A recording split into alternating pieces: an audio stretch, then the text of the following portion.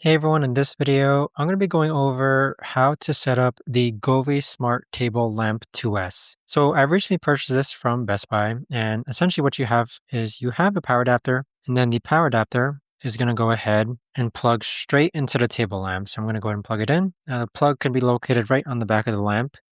Now as far as knowing what's forward and what's backward, this right here is the front, this right here is the back.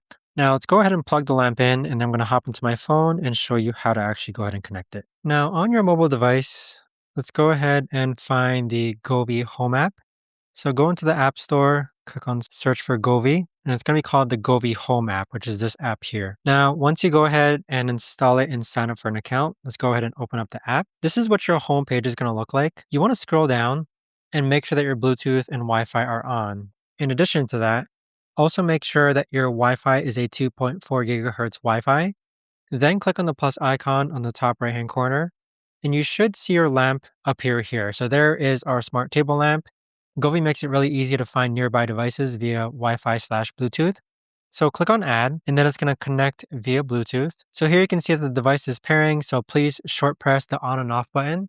The on and off button is the center button on your smart lamp. So we're going to go ahead and press it once, and there you have it. So now we're going to go ahead and name our device. So we can just leave it as table lamp for now, and we can always rename this later as well. We're going to click on done. Now the Wi-Fi that your phone is connected to is going to be the same Wi-Fi that your smart table lamp connects to. So notice here that it's a 2.4 gigahertz Wi-Fi, so click on done. And so you can see that the Wi-Fi connection has now been successful. So here we can click on upgrade now or later. We're going to go ahead and choose later for now because we can update this later.